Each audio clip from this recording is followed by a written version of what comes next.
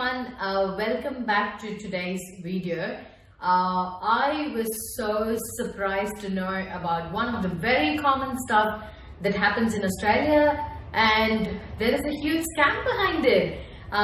So it was very shocking for me to find this out. So I was looking out for cars, and one of my common friend was affected by it, and he told me this, and I did my CBI investigation and came out with this interesting video which could save you from buying a faulty car if you're planning to buy a car in Australia. So it's very important. I'm going to tell you which website to go and how to check the details of the cars before you buy one. So make sure to stick around till the end. If you like such realistic Australian lifestyle, visa and migration advice, make sure to hit the subscribe and turn the notifications on to be instantly notified of my new videos whenever I post them. If you're new to this channel and don't know me, I'm Dr. Priya, PhD in biotechnology, academician by profession, moved to Australia as a skilled migrant in 2016, got my permanent residency, filing for my citizenship this year. And this channel is all about educating and making people aware of the different types of visas and process them without getting scammed by spending thousands and lakhs of rupees. So make sure to hit the subscribe and turn the notifications on to be instantly notified of the new videos. Without much delay, let's get on to today's video. If you don't know already, you have to know by now that whoever lands in Australia needs a car. Okay, except Sydney, Melbourne, where you have a lot of public transport. It's very easy to travel. If your work is easily commutable, you can take the public transport. There's no doubt about it. Otherwise, you definitely need a car. Okay, the places that I have been, Darwin and Adelaide, I was without a car when I moved in initially for 1 month. Which was a little bit of adventure, traveling in the public transport and stuff like that. But in the long run, for daily commute, it's going to be a hassle. So everybody gets a car somehow. And the good thing is, all the cars are affordable. You want to buy an Audi, you want to buy a BMW, it's so affordable. It'll just be a very old car. But there's no problem. You can trust the car. The first car we bought in Darwin was a Toyota Corolla. I think that was a 2004 model. Still immaculate condition. My husband just sold it because he wanted to move to Adelaide. We had 2 cars. We moved one from Darwin and I got 1 car here. So you can still buy. So 2016. So that's like a 12-year-old car, but it was in mint condition. Because of the road condition, the cars are pretty good here. 10-year, 12-year-old cars. So you can buy, cars with whatever budget you want.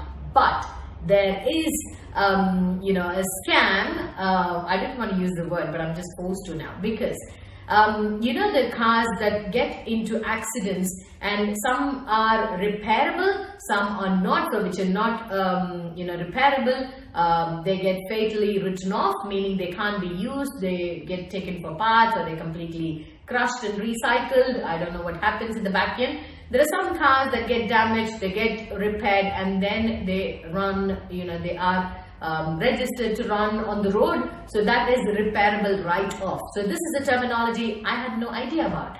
Now, one of my friends, a friend bought a car, and that's when he found out that there is a system where you can check the condition of the car before you buy it. So all you have to do, because people use Gumtree and Facebook to buy cars, so anyone sells a car, they post the photos, they post the kilometers, but if it's a proper agent, if you're going through an agent, they will show the VIN number. So VIN number is nothing but vehicle identification number. So it's a 17-digit alphanumeric number, which is very unique for a particular car.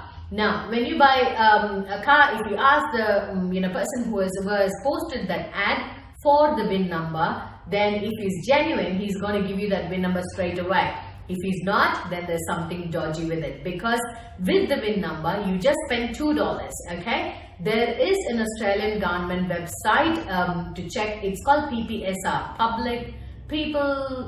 Private Property Security Register. Yeah, PPSR.